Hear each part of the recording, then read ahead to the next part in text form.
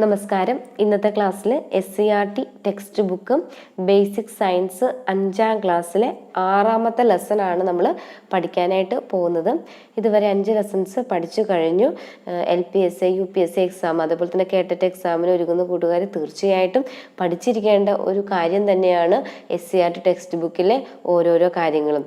5ാം class മുതലുള്ളത് നമ്മൾ പഠിക്കേണ്ടതാണ്.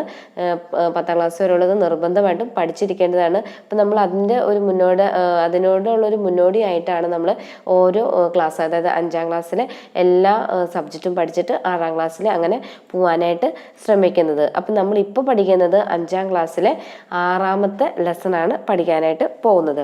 നമ്മുടെ ലെസൻ്റെ പേരാണ് ഇത്തിരി ശക്തി ഒത്തിരി ജോലി. അപ്പം ഇതിനകത്ത് നമ്മൾ പഠിക്കുന്നത് ലഘു യന്ത്രങ്ങളെ കുറിച്ചിട്ടാണ്. എന്താണ് സിമ്പിൾ മെഷീൻസ്? എന്തായിരിക്കും സിമ്പിൾ മെഷീൻസ്? മാനുഷിക പ്രയത്നം ലഘൂകരിക്കാൻ ഉപയോഗിക്കുന്നവയാണ് എന്ത്? ലഘു യന്ത്രങ്ങൾ. മനുഷ്യന്റെ ആ ജോലി ഭാരം ലഘൂകരിക്കാൻ വേണ്ടിയിട്ട് ഉപയോഗിക്കുന്നതാണ് എന്ത്? ലഘു യന്ത്രങ്ങൾ. ഇനി ഈ ലഘു യന്ത്രങ്ങൾ നാം പ്രയോഗിക്കുന്ന ബലത്തിന്റെ അളവ് കുറയ്ക്കുന്നു. ഇനി ഈ ലഘു യന്ത്രത്തിന് ഉദാഹരണമാണ് ഉത്തോലകങ്ങൾ, ലിവർ, ആപ്പ്, വെഡ്ജസ്, കപ്പി, പുള്ളി, സ്ക്രൂ എന്നിവ. ലഘു യന്ത്രങ്ങൾക്ക് ഉദാഹരണം ഏതൊക്കെയാണ്? ഉത്തോലകങ്ങൾ, ആപ്പ്, കപ്പി, സ്ക്രൂ. ഇനി കപ്പി എന്തിനാണ് ഉപയോഗിക്കുന്നത്? കപ്പി വസ്തുക്കളെ വലിച്ചു കയറ്റാൻ വേണ്ടിയിട്ടുള്ളതാണ് ഇത് കപ്പി. 2 വസ്തുക്കളെ വേർതിരിക്കുകയോ അല്ലെങ്കിൽ ഒരു ഭാഗം വേർതിരിക്കാനോ ആണ് നമ്മൾ എന്തുപയോഗിക്കുന്നത്?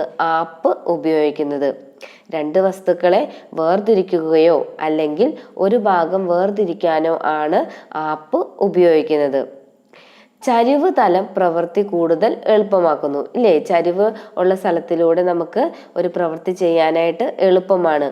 ഭാരം ഇറക്കുന്നതിനും അതുപോലെ തന്നെ കയറ്റുന്നതിനും നമ്മൾക്ക് അത് സഹായകമാണ്. ഇനി ഉത്തോലകം, സ്ക്രൂ, ആക്സിൻ തുടങ്ങിയവയാണ് ജാക്കിയിലെ ലഘു യന്ത്രങ്ങൾ. ജാക്കിയിലെ ലഘു യന്ത്രങ്ങൾ ഏതൊക്കെയാണ്? ഉത്തോലകം, സ്ക്രൂ, ആക്സിൻ.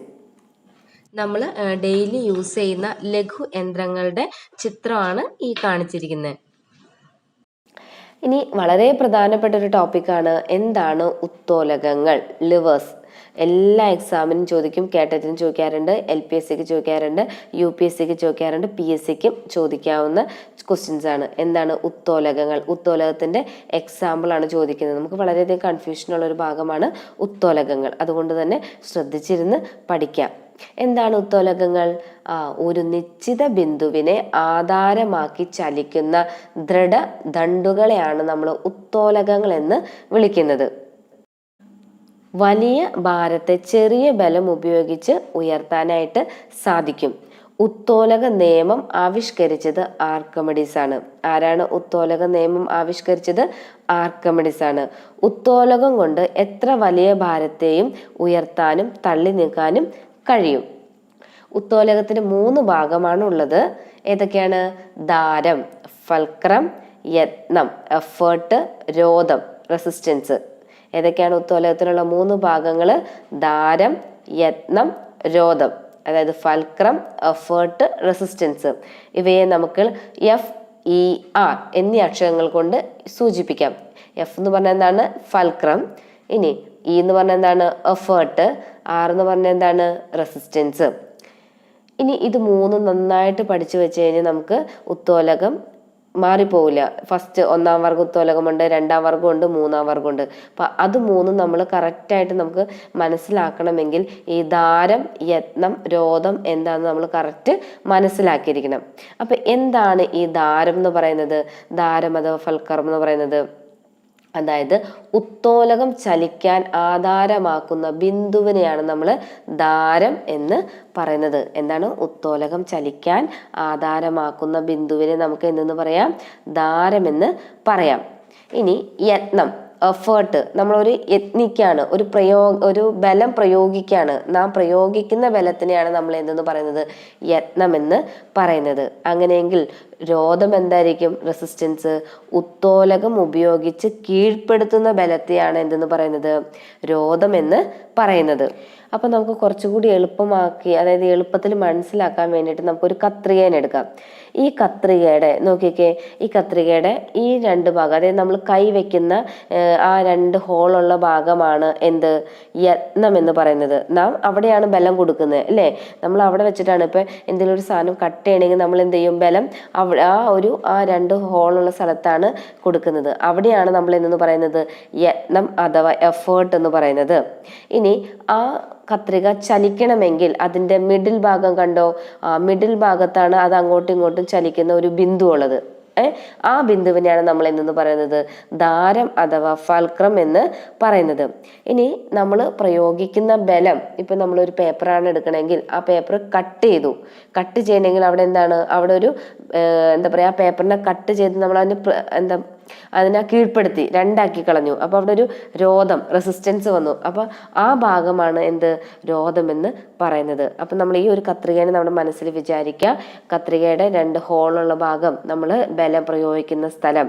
ഇനി നമ്മൾ ആ ബലം വരുന്ന സ്ഥലം, അല്ലെങ്കിൽ എന്താ പറയുക, നമ്മൾ ആ ഒരു ബലം പ്രയോഗിച്ച് അത് കീഴ്പ്പെടുത്തുന്നതിന് ആ ഒരു സ്ഥലത്ത് നമുക്ക് എന്ന് പറയാം, രോധം എന്ന് പറയാം.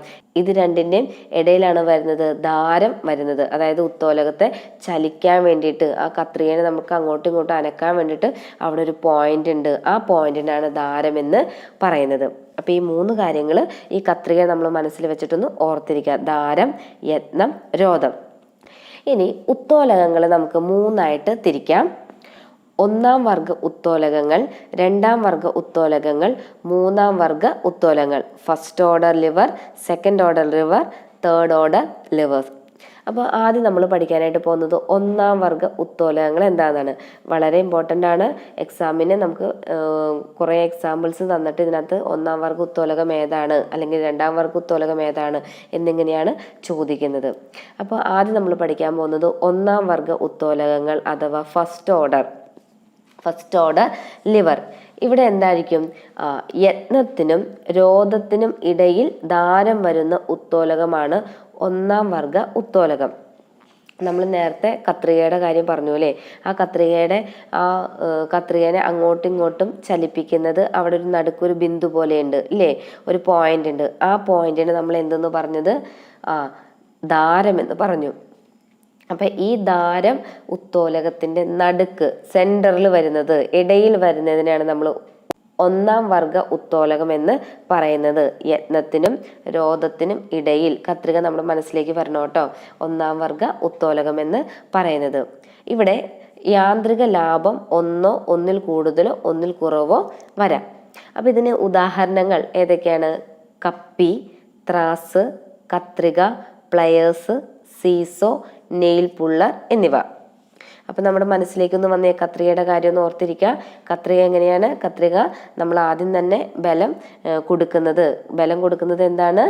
യത്നം. നമ്മൾ യത്നിക്കാണ്. ബലം കൊടുത്തു കഴിഞ്ഞിട്ടോ അവിടെ ബലം കിട്ടുന്ന സ്ഥലം ഏതാണ്? റെസിസ്റ്റൻസ്. അതിൻ്റെ നടുക്ക് എന്താണ് വരുന്നത്? ദാരം. ആ ബിന്ദു, ആ രണ്ട് സ്ഥലത്ത് യത്നത്തിനും രോധത്തിനും ഇടയിൽ വരുന്നതാണ് എന്തെന്ന് പറഞ്ഞു? ദാരം എന്ന് പറഞ്ഞു. ഇനി കത്രിക അപ്പോൾ നമുക്ക് മനസ്സിലായി. കപ്പിയുടെ കാര്യം മനസ്സിലായി എന്ന് വിചാരിക്കുന്നു. ചിത്രമാണ് ഈ കാണിച്ചിരിക്കുന്ന കപ്പി, കത്രിക, ത്രാസ്. അടുത്തത് രണ്ടാം വർഗ ഉത്തോലകം. എന്താണ് രണ്ടാം വർഗ ഉത്തോലകം? ദാരത്തിനും യത്നത്തിനും ഇടയിൽ രോധം വരുന്ന ഉത്തോലകത്തിനെയാണ് നമ്മൾ എന്ന് പറയുന്നത് രണ്ടാം വർഗ ഉത്തോലകം എന്ന് പറയുന്നത്. എന്താണ്? ദാരത്തിനും യത്നത്തിനും ഇടയിൽ എന്ത് വരും?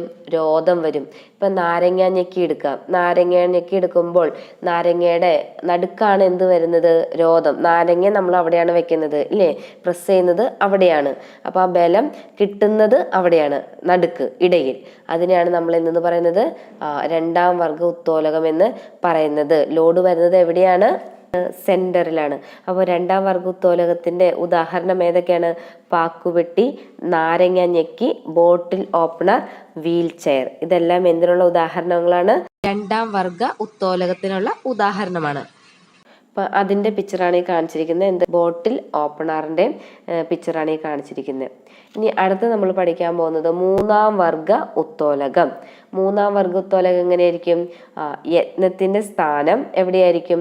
രോധത്തിനും ധാരത്തിനും ഇടയിൽ വരുന്ന ഉത്തോലകമാണ് ഏത്? മൂന്നാം വർഗ ഉത്തോലകങ്ങൾ. ഇതിന് ഉദാഹരണങ്ങളാണ് ചവണ, ചൂണ്ട, ഐസ്റ്റോങ്. ഏതൊക്കെയാണ് മൂന്നാം വർഗ ഉത്തോലകത്തിന് ഉദാഹരണങ്ങൾ? ചവണ, ചൂണ്ട, ഐസ്റ്റോങ്. ഇവിടെ എന്തായിരിക്കും? യാന്ത്രിക ലാഭം ഒന്നിൽ കുറവായിരിക്കും.